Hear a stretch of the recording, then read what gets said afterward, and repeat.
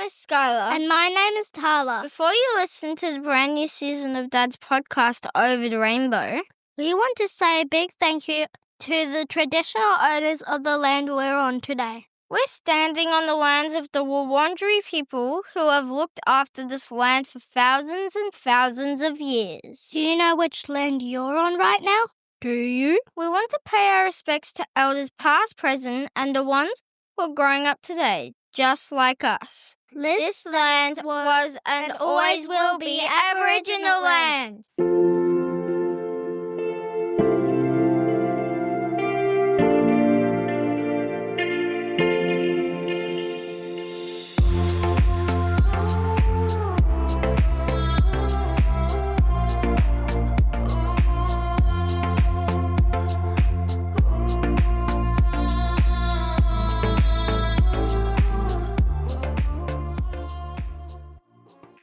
Hello and welcome to this week's episode of Over the Rainbow, a Queer Dads podcast series. This is Murray and I am your host.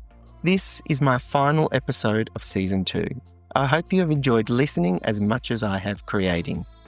Before we dive in, I want to say a huge thank you to David Willett from Double T Media. David has edited and ran all of the tech side of the entire season, and without his skill and patience, this show simply wouldn't exist in the way that it does. If you or someone you know needs that magical editing touch, no matter where you are in the world, head to Double T Media at www.doubletmedia.com.au. There's a link also in all of my show notes. Now, on to this week's episode. I'm chatting with Matt Young, a storyteller, performer, longtime foster carer and proud adoptive rainbow dad. Matt and his family have lived a truly global life, with a journey into parenthood that has taken them across continents, through a range of communities and eventually into the heart of regional Queensland. Matt is also an accomplished actor and playwright. His shows draw directly from his real-life experiences, from coming out to meeting his husband Peter and to stepping into fatherhood. His most recent piece, The Sky is Falling, premiered in Blackall in 2025 and explores the delicate space where family, culture and language of parenthood meet. Matt takes me on a rainbow journey that led him to become a dad and beyond. So with that, let's take a listen. Thank you to every single person who has supported this season and this little project of mine. To stay up to date, follow Over the Rainbow Pod on Facebook and Instagram. You have an interesting story to tell me today. But first, maybe just tell me a little bit about yourself and we'll set the scene before we dive into our chat. Well, I grew up in the United States, but I've been living in Australia since 2001. So basically, I was working on a cruise ship and as an entertainer, as a singer-dancer, and it was a week before Mardi Gras in the year 2000. And I got off the ship and I had the night off and went out to a few bars and then met someone. And 25 years later, I'm married to that person and we've raised 2 children together. How amazing that. What a beautiful queer love story. A singer and dancer on a cruise ship. Perfect. Yes. We didn't meet on the cruise ship. We met at the Stonewall on Oxford Street at like 2 a.m. So it's not as romantic as it sounds. As all great romances start in a nightclub. So you are a dad, and what's interesting is you have adopted your children you started off with fostering and then you moved to adoption, which is quite rare in this country, and you did it back many, many years ago. Take me back to you and Peter. You got together. Where were you living? How long were you together for that you actually, broached the subject that you wanted to become parents? Within probably the first 24 hours of meeting, we had like this, crazy, those sort of connections that maybe some people have had with the person that they end up spending the rest of their life with. I was 27. I was like, I'm never going to meet, the one, which was my mother's sort of thing. I'm Polish American. So my mother was like, there's going to be the one that you find. Yeah. And I had, found a lot up to that point, but had not found the one. And so when I met Pete and we spent the evening together and then we spent the whole next day together just walking around Sydney, we did the Bondi to Bronte walk. We just went to lunches, blah, blah, blah. And we learned a lot about each other's values. We're both from big Catholic families.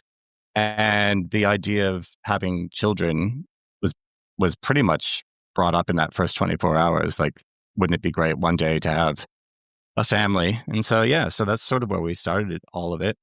But And then what year was that? that was back in 2000. For a dad to become a rainbow dad would have been difficult, right? So, Yeah, well, it's funny because at that time, Australia seemed very progressive. Right. I was able to I had to move from the United States. There was no legal recourse for Pete to move to the US. So I did an interdependency visa with him for Australia, which we were helped by an amazing group in Sydney to sort of help us get that over the line. So I chose, if I thought, well, do I want to keep having this relationship? Yes. And so the only option for that would be for me to move to Sydney. So I became his independent partner, was on a bridging visa, and then eventually became a permanent resident, but it took a long time. It almost took a longer time to become a permanent resident than it did to become a foster carer, but that's another story altogether. It was back in 2001, and some big things had happened globally that affected my FBI check from the US to take a long time. Because again, it wasn't like there wasn't even legal recourse for marriage or for him to move to the United States. So the idea of starting a family or legally starting a family was pretty foreign, because we were sort of looking at our brothers and sisters who were all starting families and having kids. And we were like, okay, well, we can probably work something out. Fast forward to about 2005, and it was foster care week, which I think happens in October, but I'm not sure. And so there was an article in the Sunday paper in Sydney about different families that had become foster carers and how they had become foster carers. And I was actually in Melbourne at the time, I think, doing a show, and Pete was in Sydney. I don't know. We were in different cities because I was still acting. Well, I still do act. And we sort of had a conversation and said, oh, did you read that article? Yeah, I read that article. Do you think that's something that we might want to do? Yeah, let's look into it. And so we booked in and went to the St. George Leeds Club and had our first meeting with what was then called Department of Community Services, which I think in New South Wales is now called Family and Community Services, but I'm not sure. And was there any other gay couples there? No. Not that I'm aware of. Once we started the process, we started to sort of be introduced informally, as you do, sort of in that queer dad network, to other people who had fostered. There was one couple in Newtown that we spent a bit of time with, and I'm not sure if they had adopted their daughter or not. I don't think so, because at the time, maybe one of them had, because of course you couldn't adopt it as a couple back then either, because that law hadn't changed. But there were definitely, they had been foster carers several times and still had relationships with the kids even that had aged out of the foster care system. So no, it was mostly straight people, I suppose. Interestingly enough, and I know in some of the other episodes, people have talked about this, dads have talked about this. There is that question of infertility, our medical infertility that comes up when you're going through this process. They were like, well, we have to ask you, are you medically infertile? And we were like, I'm not sure. We just, with each other, yes, definitely. We've tried. We try a lot. I even put my feet up, on the wall and stood on my head, but still didn't get pregnant. So, yeah. And so what kind of fostering options were presented to you? Because there is different, there's fostering to, there's permanent care. What's the terminology may have changed now, but there's different fostering options. What was presented to you? Yes, there's a woman in the Central West that was speaking on behalf of her and her husband through a lot of the sort of fostering things that we went to. So we went to that initial meeting and then it progresses and there were other meetings that we went to. And so we kept running into her. She was one of the people that was sort of speaking a lot. I don't know if it was coincidence that we kept running into her or if we were sort of put into her group. And so she was speaking about like short to long-term care. So what that means is you can either be a respite care, which means that you're sort of like on a weekend. A lot of retirees would choose to do that. And so then there's sort of like a foster parent sort of situation. You could do short-term placement, which was when they knew that the child was only going to be in care. Well, they were hoping the child would only be in care for a little while because maybe there was a family parent who was in jail or, had some sort of medical issue or something like that. And then there was long-term care, which is when they're looking at these situations where it looks like there's not going to be reconciliation with the family. So that bridging one is short-term to long-term, where they put kids into a short-term situation, sort of with the idea that it's looking like it's not going to be a safe place for those kids to go back into a birth family situation, but the court is still making decisions. So that's sort of where we dropped into. So we did know that we wanted to do short to long term at that point, because we did want to start a family sort of in a somewhat traditional sort of way, meaning that we would look after those kids until they reach majority at 18. And so talk to me about placement. How did you get placed with your two boys? So what happened was we were approved as foster carers in 2006, and I had just taken a job that was going to take me all around the world, and my now husband's mother had just died, so it wasn't a good time for us to take on kids. So we sort of said, well, thank you for the approval, but we're just going to take a little bit of time. And then I went away and did my job, and Pete spent some time grieving.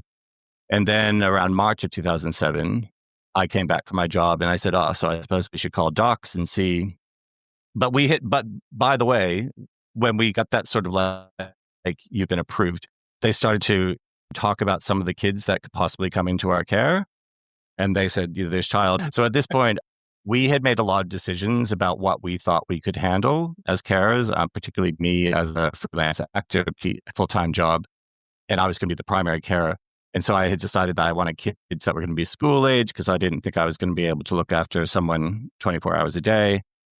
Yeah, so we had so there were different decisions that had to be made. So we had settled on a sibling set that were of school age, like kindy to above. And so they were like, well, there's child A and child B, and then they said, and their names are, and they said our kids' names. And then they went, and then situation number 2, and Pete went, whoa, hold up. He's like, you've just told us about these brothers and you've named them. He's like, let's just deal with that first. Like, let's just look at that situation first. And that was, like I said before, we sort of said, well, we're not ready. And so then when we came back and called in like March, they said, great, these kids are still in need of carers. They said, would you be interested in having a trial, which means that one of the brothers is going to come for the weekend. You're going to meet him. We're going to make sure that your house is safe. There's no sharp objects, et cetera, et cetera, et cetera. And then you spend the weekend. And then after that, you can sort of let us know what you reckon. So, of course, we said yes. And then, of course, Michael showed up. And, of course, we fell like instantly in love. Like the second the door opened, Amazing. It was just like this heart thing that is indescribable. It's different from falling in love with, your partner, your lover. It's like this, just like, it was just unbelievable. This sort of bursting, a feeling of love that we had when we saw Michael. And he spent the weekend. Any it went all rainbow right. dad would be able to relate to what you're describing there. I mean, any parent, but this particular podcast is for rainbow dads. But that bursting with love, and not a love that you feel for your partner or any kind of love that you felt before. Yeah, I also found that I became very sort of primal and animalistic in my first few months of parenting as well. I mean, you hear about Tiger Mom and all that sort of stuff, or like, I was like the grizzly bear every once in a while, sort of like trying to protect my kids. Yeah. Yeah, and so basically, the Michael came to stay the weekend, and then we said, How old was this is Michael? good. Michael was 7. Wow. And his brother was just turning 5. Right. Okay. And they said, so what do you reckon? And we said, great. And they said, okay, done. So Michael moved in 3 weeks later. Amazing. And then Graham moved in, I think 6 weeks later. I can't remember whether it was 3 or 6 weeks later, but they knew, because we were first-time carers and we didn't have children of our own, that we'd need some time to adjust to what that was. So it's pretty hectic. And what was that time like? Were they living in another home, or were they taken from the biological family straight to you? Like, what was that transition like for the boys? We were the second placement. Right. So they had been living separate in a placement with, like, sort of in houses that were next door with sisters who were carers. Right. And then because of what was going on with the family court and everything, they decided that it would be okay for those two siblings to live together. And we were sort of like the conduit for that to happen. Yeah. Yeah. So it was so we were only the second placement, which is kind of amazing. I could imagine that transition from, you're all coming together. It's four little beings living in under the one roof and getting to know each other, working out the attachments and working out the new arrangements. What was that time like? And also, being queer dads in perhaps maybe at a time where that was not so common? We lived in Darlington, Redfern, and we had an incredible neighborhood. And we actually lived in an apartment building. So we lived in this sort of like converted loft sort of building that had 2 small bedrooms. And we lived there because I was often on tour with shows or TV shows. So we wanted a space that would be big enough for 2 men to live in together, but that wouldn't feel too big if one of us was away. And then all of a sudden there were 4 of us in this apartment. And the kids had, like I said, the bedrooms were pretty small. So they were in bunk beds and we were in the other bedroom. And the thing that maybe a lot of people don't know about foster care is that you have to leave the doors open Yes. at all times. So, it's just for the child's welfare so that, so that was a little bit, again, like sort of an adjustment because that sort of idea of privacy. But again, all parents, you're sort of like you're trying to go to the toilet and your kid's like, is in there talking to you, pulling on your shorts going, it's like, can this I want not some wait? raisins or, whatever. Yeah, exactly. But then we went up to the school and we sort of waited for the headmaster and we were both sort of in work clothes. And she got all nervous because she thought that we were from Department of Ed and that we were going to do an audit on the school. So we pretend that we could hear documents being shredded behind the principal's closed door. But I'm not so sure about that. But then when Colleen met us and we explained that our kids were wards of the state and that, legally they had to be enrolled at the school, she was like, oh yeah, no worries. Like, I think that the school had that sort of situation before. Yeah. And so that happened pretty quickly. And Graham, our youngest, who had just turned 5 when he came to live with us, the primary school that our kids went to had pretty much like a full-time preschool. So his school hours and Michael's school hours were very similar. I could imagine though for you, because how many years had you been living in Australia when you had done this, when you became a family? Uh, I had been living in Australia for 7 years, and I had been a permanent resident for 5. Okay, so you were well and truly adjusted. It wasn't you going through your own adjustments as well as the boys. You were adjusted. No, I did all of that. You did that. Got that years. out of the way. That's good. Yeah. Although there's a really good story about I went to school with the boys. Well, obviously, because I was walking them to school, and the headmistress. This is like right at the beginning, and she pulled me aside and she said, "Matt, so there's a problem." And I said, "Well, what's the problem?" She said, "Well, Michael's throwing away his lunch every day, and he's eating the lunch that's being provided for the kids that came to school without a lunch." And I said, "Okay." And she said, "And I looked at his lunch, and you've been making the Vegemite sandwiches, and quite frankly, I would throw them in the bin as well." Because I'm American, so I thought that you put peanut butter like Vegemite on the bread. I didn't understand that you had to do the thin spread because I hadn't quite started loving Vegemite. Worked out the ratio. Point. It's a very fine ratio, Matt. Absolutely. In the butter to Vegemite ratio. So Colleen very kindly said, stood up for my son and said, "Well, fair enough. But in the future, could you please adjust your Vegemite sandwich making?" Which I did. Oh, I love that. And then he started eating his sandwiches.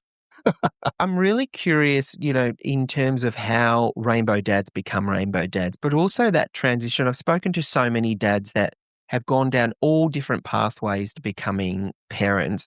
What I'm really interested in is, the challenges, the positive things, the things that, I didn't realize this, or this came as a surprise to us in terms of your newfound family that you had back then. When we were talking about how we were going to have kids, we sort of thought, oh, well, maybe we'll keep the biology, of our couple together, and maybe one of our sisters would be able to donate an egg to a surrogate.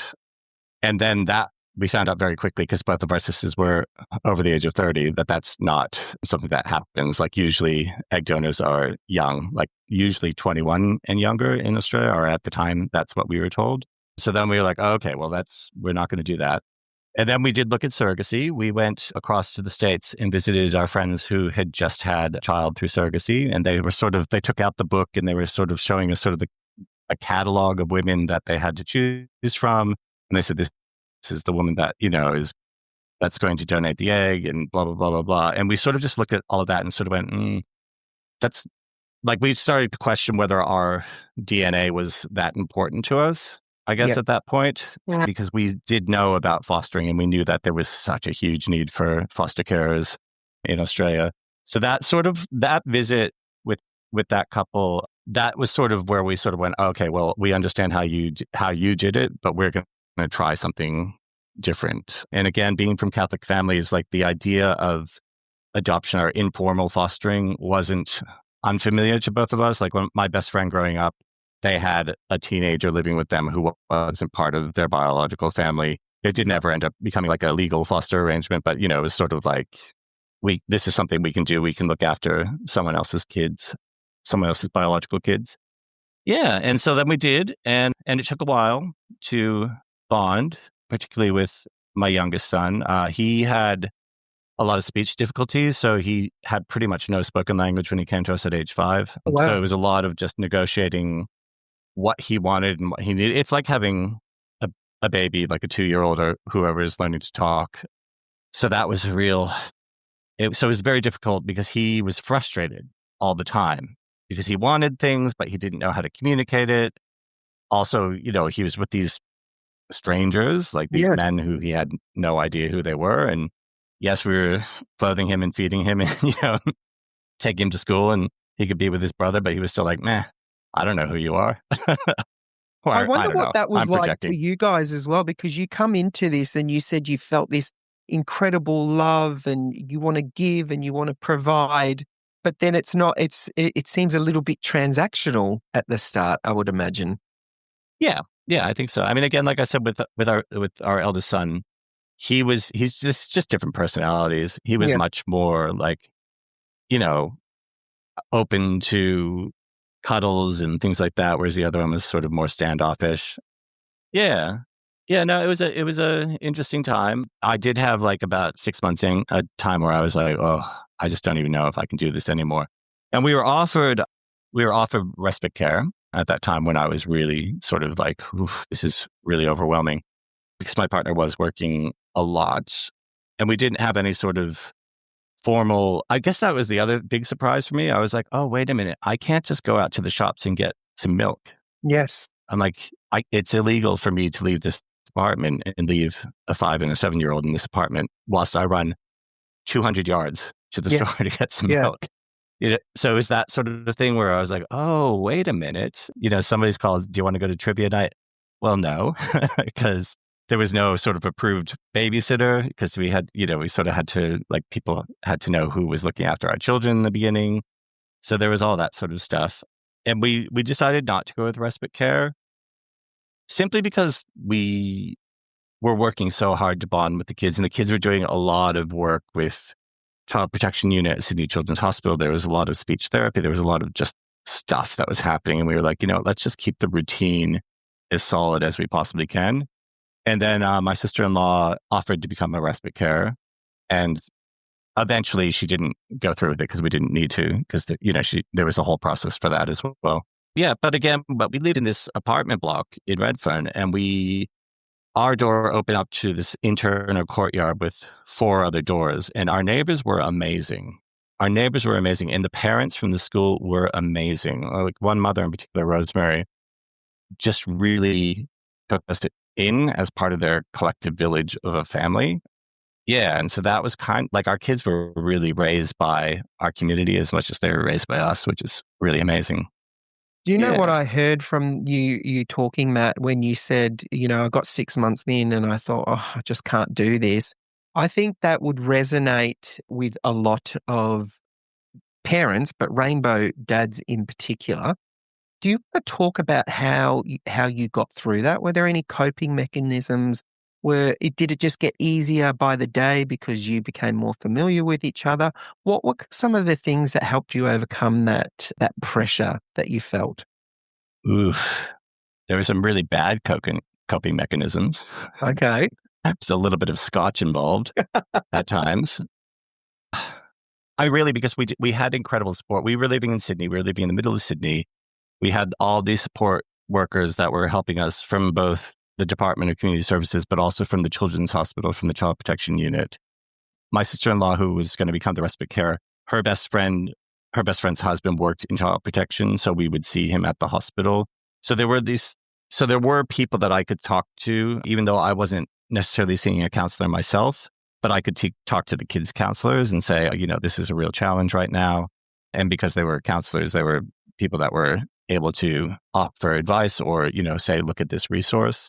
And then, of course, like, it's just like our relationship, Peter and I, never became closer than it did in those first 2 years, because you just like came together and just were like, all right, so here's a challenge and we are in it. We are like all in, boots first, and we're going to, solve this together.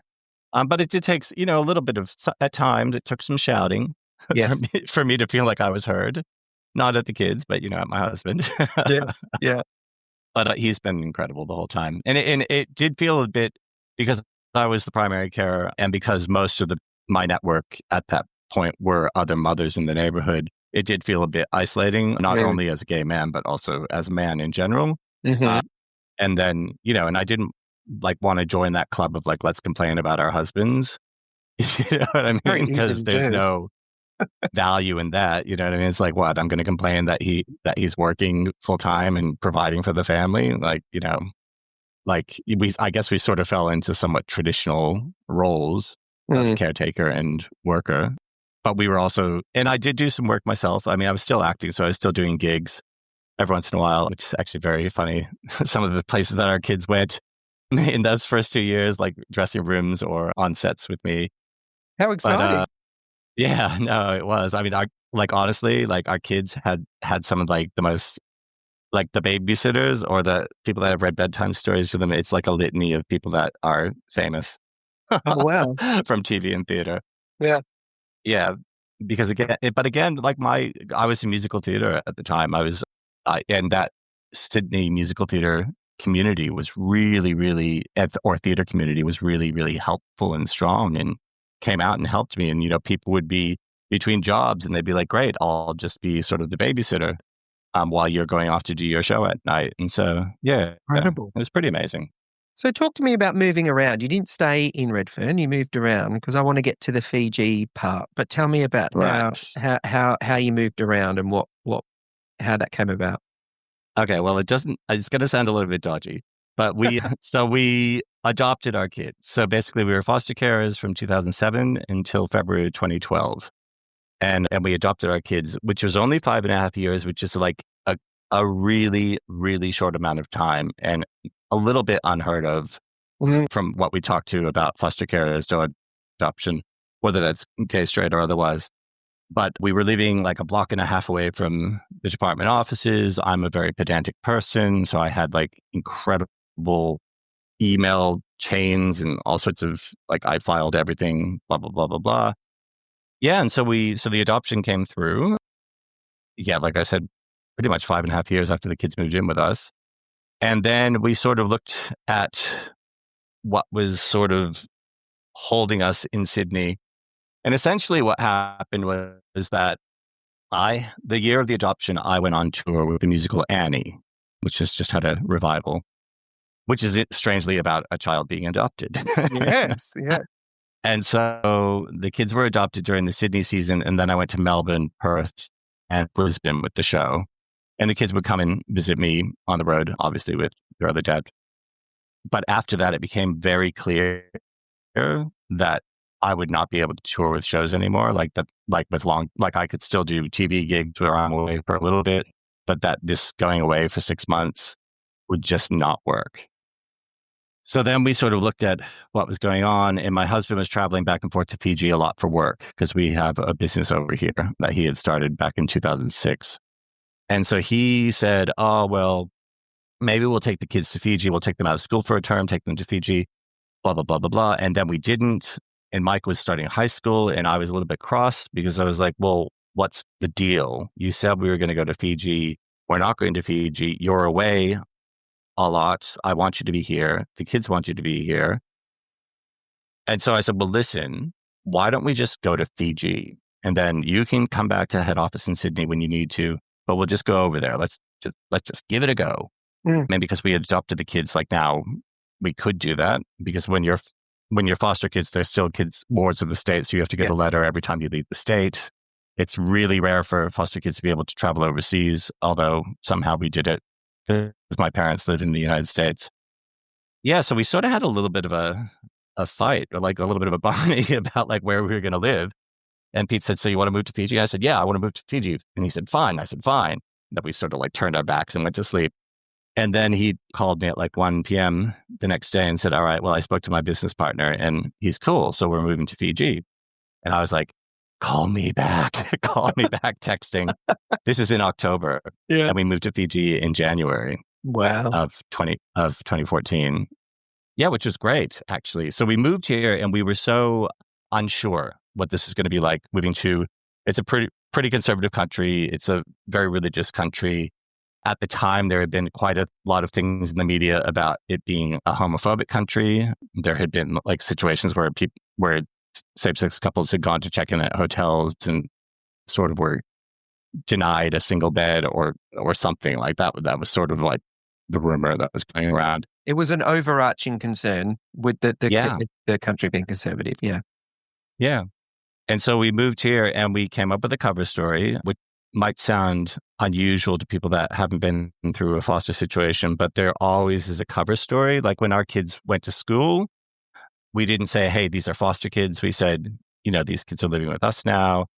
Where's the mother?" Like sometimes people said they were uncles or cousins, or like there was always a little bit of a cover story to protect the kids who couldn't advocate for themselves from other prying adults. And so we sort of came up with a cover story that we were both the dads, but that I was like the primary care and that dad was the worker. And we knew that was non-traditional, but we were just like, well, we're just going to have to go with this. And of course, one of our sons went to school and said "Oh, yeah, no, that's my uncle." And I was like, "Wait, you told your friends that Pete and I are brothers?" Like, you do know that we sleep in the same bed and that these kids are going to come over to our house and they're going to see us and they're going to be like, "Ooh, that's a very close family." So we said, no, Michael, let's put the uncles aside. Like, let's just, talk about the reality of our family. And then what we came to discover very quickly is that in Pacifica culture, again, being raised by someone who's not your biological child is not an unusual thing. In fact, there's radio ads when I'm actually in Fiji right now, and there's radio ads that say, "Have you written your will? When you're writing your will, think about the children that live with you who are not your biological children that you want to be a part of your will." Like, it's a very prominent thing here. Is that kind of the ideology of a village raises a family kind of concept? That's correct. Yeah. That's correct. And so then people are like, "Oh, okay, so you're both the dads?" And we were like, "Yeah." And they were like, "I'm not so sure that I like that because it sounds like you're homosexuals." "But then where's the mother?" "Oh, the mother's in Australia and she can't look after them." "Okay, so you're looking after the kids?" "Yes." "Oh, okay, then you're a good person because even though you're gay and you're a sinner and we're going to pray for you, I can see the goodness of you raising someone else's children, of you, looking after these children because the children are more important, I guess, than the sinners." Your family was featured on a documentary called Gaby Baby. And it follows, That's correct. I believe, 4 families and their stories of navigating familyhood in society. And it follows you guys when you're in Fiji. And there's an interesting part where your son is talking about lies. And Yes. he touches on the differences in acceptable lies and not acceptable lies. And he uses the example of being with 2 dads and not disclosing that he has 2 dads because he's living in a conservative country, versus an unacceptable lie of, if you don't eat your lunch and you say that you eat your lunch, that's not an acceptable lie. I shouldn't do that, but it's okay. Which I thought was very amusing. Yeah, I mean, it's interesting what kids see because that obviously, like, the food thing was really important for me. Our kids came from a situation when they first came to us that they were pretty malnourished, and so that was like the one thing that I felt I could have some control over was whether they ate their lunch or not. So Yes. obviously that, the Vegemite sandwich incident. So obviously this stuck with him. Yeah, he was talking about good lies and bad lies. And so so we did have to sort of come up with a story. But again, when you go into it, a situation, and I mean, this could happen in any place. It didn't have to be in Fiji. I mean, going to the school, we sort of, like I said, we sort of had this story about. We lived in Sydney, and we were like near the uni, so people were pretty progressive. So we could pretty much say, "Hey, listen, we're looking after these kids. Their biological parents aren't able to look after them." People would be like, "Oh, okay." Although we didn't tell everyone. I remember my friend Rosemary, who I was talking about, who was like a real help. Another nosy mother was like, "So which one of them is the biological dad?" And Rosemary went, "You never know. I never thought to ask." She was like, "Don't be so nosy." But even in Fiji, like recently, we were at the yacht club, this is early in the year, and someone came up and they were like, "Oh, so Michael's Pete's and Graham's yours, right?" And I was like, "What?" They're like, "Your boys biologically, it's like you were married and then you got divorced and then you met each other and became gay, right?" And I was like, "No." I was like, "Where did you hear this story?" But apparently that story had been going around for a while as well. Isn't it funny how people need to build a backstory to understand something? It's interesting. Yeah. Yeah. Yeah. I mean, but I don't mind talking about it, honestly. Like, it's I guess part of my advocacy for queer dads is to be like, "No, so this is actually the situation." But it is a bit invasive. It's like, I didn't ask you about how you conceived your child. Like I wouldn't go up to someone that's a bit. It's what reminds me of, if you talk to any couples that have gone through surrogacy, they talk about, other people really having like a burning desire to know who the biological father is. I mean, it doesn't matter. It's completely inappropriate to ask, but it's just interesting how people just have that need to know. It's like, does it fill the picture more for you? Like, why do you need to know? It's interesting. Yeah. Yeah. Again, like I said, like we realized that our DNA, like that our egos, like our need to have our own DNA wasn't as strong as we thought it was. And I think that sometimes people that are asking that are being confrontational, and that's because of their own ego. They're like, well, there's only one way to do this, and that's to have your own biological children. Like, and politicians bloody say it all the time. And you just want to, that's give interesting. them a talking to. I mean, bloody John Howard was, in charge, and then Tony Abbott came along and said some of the same BS, and then Morrison. Like, it was like this litany of politicians. I mean, our kids, like when Gay Bee Baby came out in 2015 at the Sydney Film Festival, one of the tabloids in Sydney had two of the children on the front page saying, "This is wrong. Like, this should not be done." And they had pictures of the children. You know what I mean? It's like, if you don't agree with this, attack me.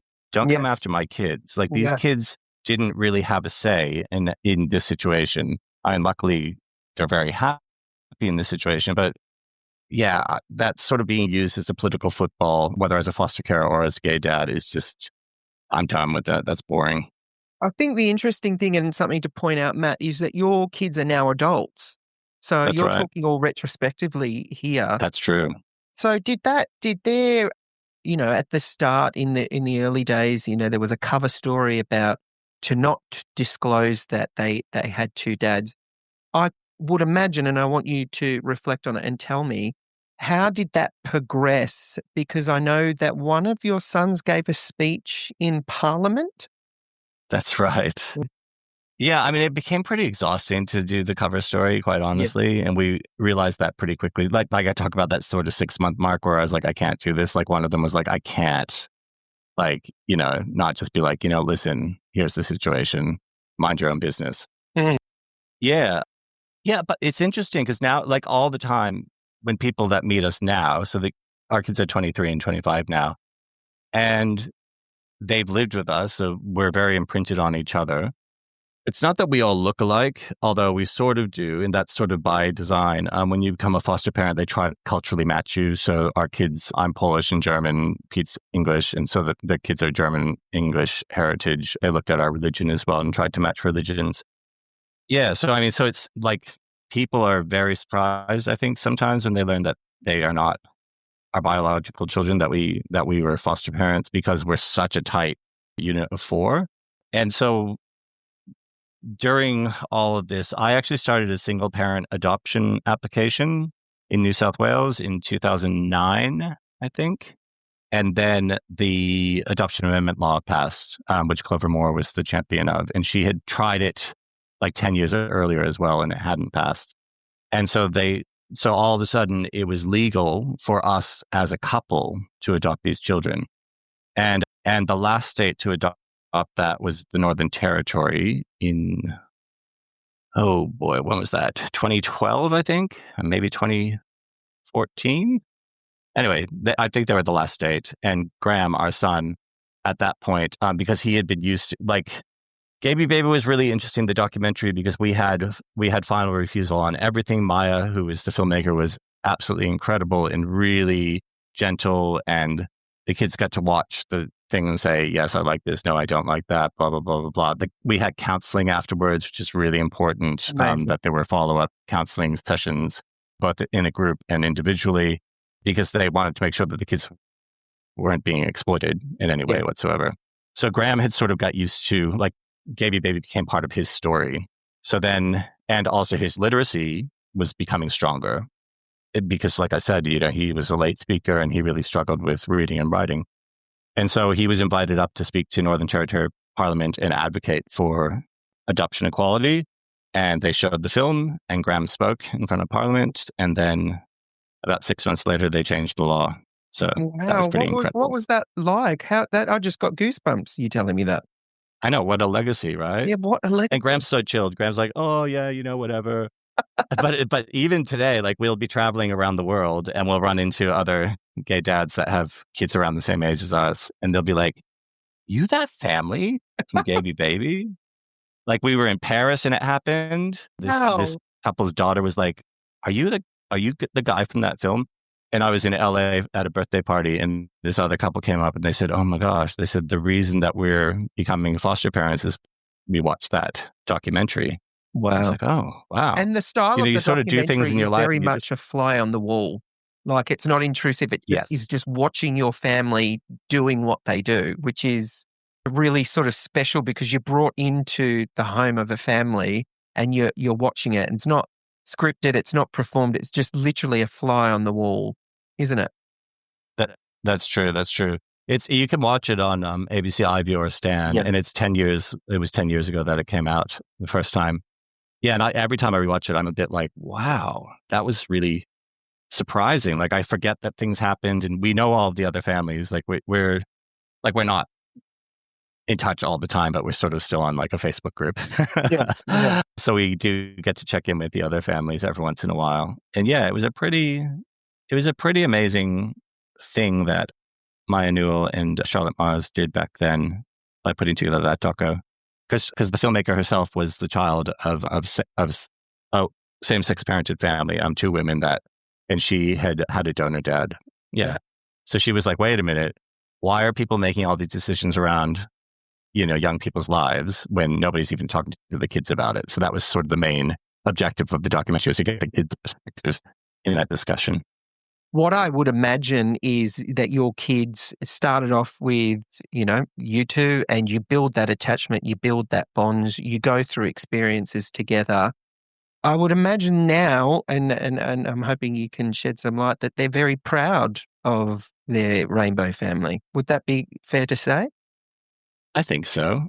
Maya from the documentary used the term queer spawn, and I actually had this discussion with our kids recently. So both of our kids, have gone through different ways of identifying both with their gender and with their sexuality. And I'm not going to force them to put a label on how they're feeling or, who they want to be with. But I do say to them all the time, like, but you do realize that you're queer, right? Like you're queer spawn, whether you're, no matter who you're sleeping with or how you identify, you're part of the community, like by default, because you're ours. And they're like, oh, yeah, I guess so. But not begrudgingly. They're just like, oh yeah, okay, cool. Yeah. So tell me about your art. You're an actor. I am an actor. You're an entertainer. How you've intertwined, and tell me a little bit about some of the things that you've produced that aligns with your personal identity. Yeah. I guess I've always been an oversharer. Maybe it's because I was born in America and we like to, give too much information. So I've always sort of done these biographical sort of one-person shows. I did one, like when I first moved here, did one in Sydney for Mardi Gras about how I met my partner and moved over to Sydney. And then I was at a theater conference in Brisbane, and I met Carly from Qtopia in Sydney. And we had been having a discussion about who we wanted to be making theater with, and and looking forward to the next 100 years of theater.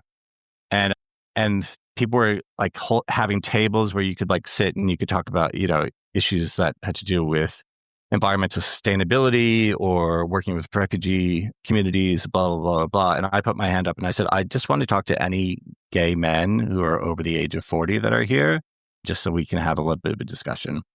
So we did, and out of that came a show which I ended up calling Up Your Bum, No Babies, which is about sort of like my coming out and then moving to Sydney. And that was because it was subtitled Remembering Stories from the Gay Ghetto, because it was sort of reflecting back upon when it was before social media and before there were all these sort of like ways that you let people know that you were queer, or we combined ourselves to different geographical areas. So that I did that show at Qtopia, and that was very successful for Pride Fest. And so then Carly and Rosie asked me to come back and do another show. So I did another show called Gay Bee Baby Daddy, because it was a 10-year, and that was just in this year, I guess. It's still 2025. Yeah. And that was reflecting upon that time from when we decided to become parents to when we adopted the kids. And then I've just written a play, which is a 2-character play, which is not about me, thank God. I got a little bit tired after Gay Bee Baby Daddy about like telling my own personal stories, but here I am on a podcast doing it again. And I was encouraged to write in voices of 2 other characters. So I chose an incident, which is actually in the documentary Gay Bee Baby, when I meet Graham's teacher and sort of have to explain to her that he has 2 dads. So the 2 characters, it's a play called The Sky is Falling. It's about a young man who's 9 years old who is living with his 2 dads in a rural Queensland community.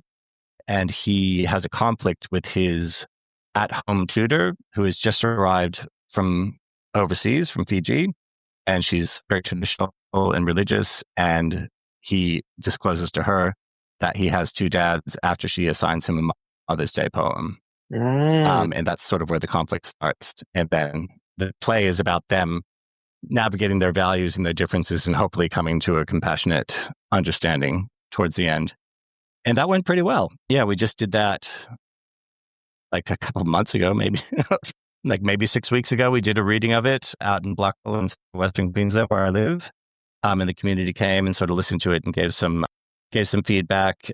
Shawnee Samia, who played the teacher, is of Samoan and Maori heritage. And so we made the character a Fiji-born Samoan. I'm back in Fiji. I'm consulting with people here from the Fijian community about the accuracy of the depiction of them, because there is, if you're not a writer or you're not in theater, there is something called cultural intellectual property. And so I can't tell the story of a community that I don't belong to without consultation. So I'm doing a bit of that now. And we're looking at revising that script and hopefully putting it out for a regional tour in Queensland in the second half of next year. What's the overarching theme of the show? I think it's about that the characters, because the teacher wants to honor her culture and wants to honor her mother, and the child wants to honor his carers because he's no longer able to live with his mother. And honestly, has sort of moved beyond that idea of mother being a female figure. So it's really about them finding compassion. And it's actually, there's actually a lot of, I keep saying I'm Catholic, there's actually a lot of sort of religious sort of speculation in there as well about like that idea of what is God, or, what has brought us to this point in our lives. And is there a lesson to learn from meeting someone who you have conflicting or opposite opinions from? Can you find compassion to step into that person's shoes and understand them? Because he's making a lot of assumptions about her because she's from another country, and she's making a lot of assumptions about him because she was brought up to believe that homosexuality is a sin.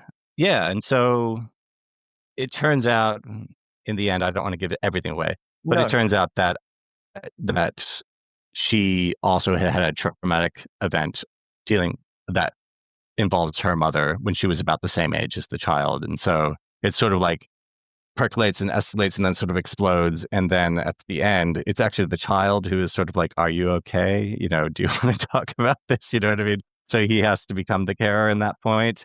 And then they decide that they're going to write the poem, and she's going to write a poem about her mother, and he's going to write a poem about his dad. What a poignant theme to explore, especially in today's society. I feel like we live in a very divided world at the moment. People have such strong opposing views, and I think the challenge for society is how we can all get along with those opposing views, which it sounds like this play explores those themes. Yeah, absolutely. And I mean, we have the luxury of being in such an isolated, remote place in Blackall in central Queensland, where it's this population of 4,000 people, maybe. Like, it's small, and about 850 people live in town. And we're not the only gay folks in the village.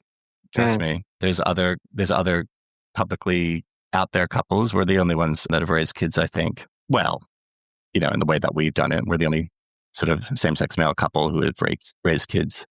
But our community ultimately doesn't really care what we do in our personal lives, as long as we're good, decent people and contribute to the community, which is what we do. And again, we're still like caring for the community. We're still caring for the children of the community as a group, like as a village.